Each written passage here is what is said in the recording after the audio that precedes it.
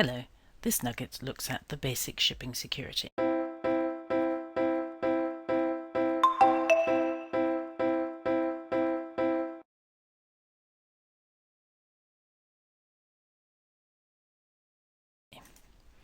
When taking security on a ship, lenders don't just want security on the ship itself, but also on a number of associated assets. Firstly, they want security on the earnings of the ship, because those earnings are the source of repayment of the debt. They want security on the ship's insurances, so that if the ship's damaged or lost, there'll still be a valuable asset with which to pay off the debt. And they'll also want security on any requisition compensation relating to the ship.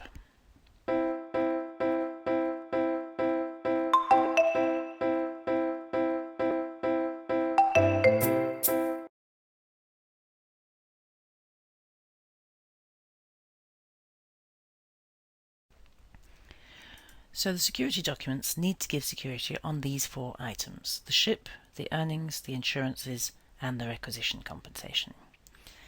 In relation to each of those four items, as discussed elsewhere, the security has four separate sets of provisions. First comes the clause which actually creates the security. This is the most important clause in the security document, the charging clause. This clause specifies what asset the security attaches to, what debt it secures, and the identity of the person to whom the security is given. Next come the covenants or the undertakings in relation to the asset, for example, the undertaking to keep the ship in a good state of repair. Next, another vital area, the application of funds clause. This specifies what the lender is allowed to do with money it receives as a result of the security. And finally, the documents will specify the lender's powers in relation to the secured asset. This is important from the legal perspective in many cases if the powers granted to a mortgagee by law are inadequate. So, for example, the powers will include the power to take possession of the ship and to sell it privately, as these powers are often not automatically granted to a mortgagee as a matter of the relevant law. We'll discuss this further elsewhere.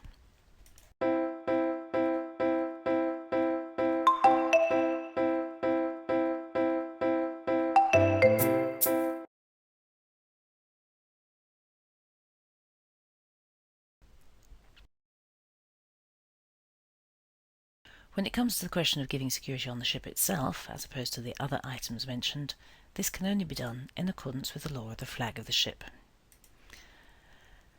Under the English flag, statute sets out the way in which an English ship can be mortgaged, and it requires the mortgage to be in a prescribed form. The form is a few pages long, and it's very specific in what must be included. In particular, it doesn't have any provision for the parties to add their own terms to the form. It simply specifies the particulars of the ship and of the debt which is secured by it, and then mortgages the ship as security for the debt.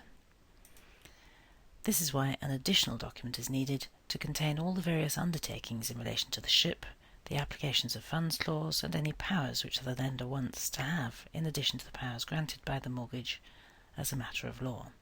This document is usually referred to as the deed of covenant.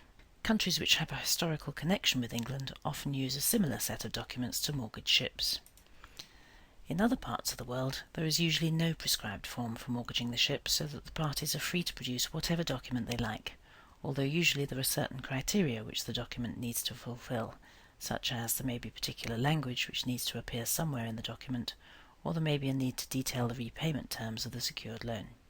These mortgages are usually referred to as preferred mortgages. Invariably, the mortgage needs to be registered in the ship register. It's worth noticing that in some countries it may also need to be registered in the company's register. For example, any security granted by an English company on any asset anywhere in the world needs to be registered in the English company's register. We'll now look in a little more detail at the British type of ship mortgage. The first thing to notice is that there are two forms available. One is stated to secure principal and interest, and the other is stated to secure an account current. An account current simply means a fluctuating balance due from the borrower to the lender. Since the lenders will want the security to secure indemnity payments, such as payments under the increased cost clause, and fees and expenses, in addition to principal and interest, it's important to use the account current form, not principal and interest. The form itself includes a box which must be completed in which the account current is described. This part of the form is referred to as the recitals. It's where you recite or set out a description of the documents which regulate the debt. The charging clause in the document then creates the mortgage on the ship and her appurtenances. This charging clause only creates security on the ship as she exists at the date of the mortgage, not any additions to the ship, such as replacement engines or spare parts. Also, the vagueness of the word appurtenances is somewhat unsatisfactory. This is another reason for the deed of covenant. It actually contains a separate charging clause in relation to the ship, so that the ship is actually charged twice, once by the mortgage and once by the deed of covenant. The definition of the ship in the deed of covenant includes future additions to the ship, plus all her machinery and spare parts, so as to supplement the security created by the statutory mortgage.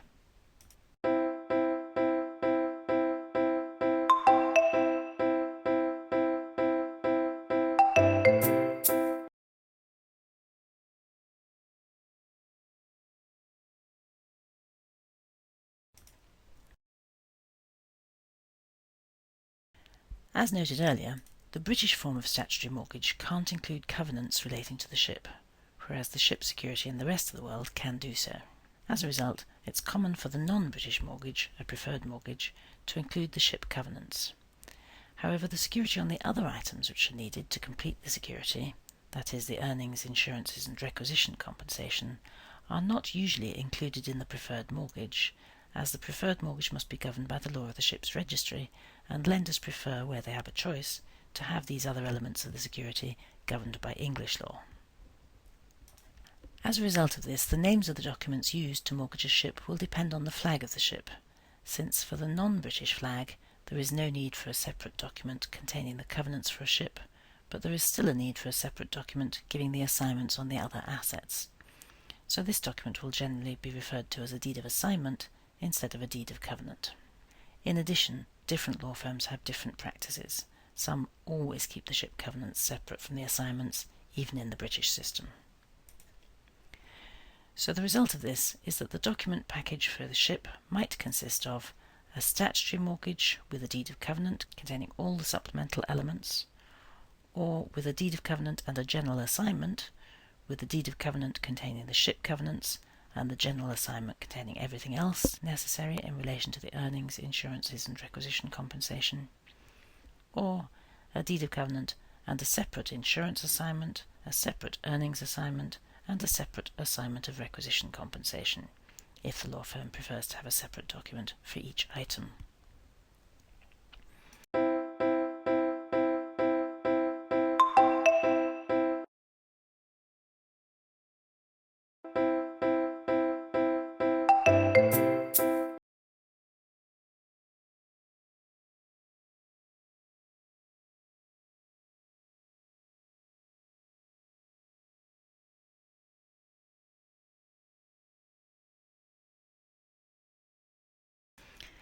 If the flag doesn't use the British system, there'll be a preferred mortgage and either a general assignment or a separate insurance assignment, a separate earnings assignment, and a separate assignment of requisition compensation.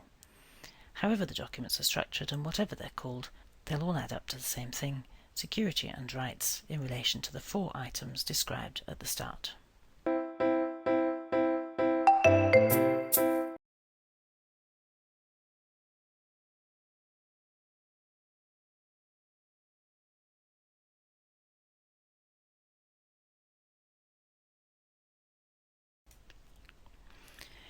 There is one more variation on the documentation package which is worth noticing. This is that there's an increasing tendency to put all the undertakings in relation to the secured assets into the loan agreement itself instead of in the security documents. If this is done, it's common to refer to the security as stripped-out security documents, as they only contain what is absolutely necessary to make the security effective. Commercially, this is very helpful to the parties, as it will be much easier to deal with if all the commercially important undertakings are in a single place. Nevertheless, that doesn't mean that a stripped-out security document is only of interest to the lawyers. The charging clause and the application of funds clause are the essence of the commercial transaction, and so ought to be checked by the commercial parties as well.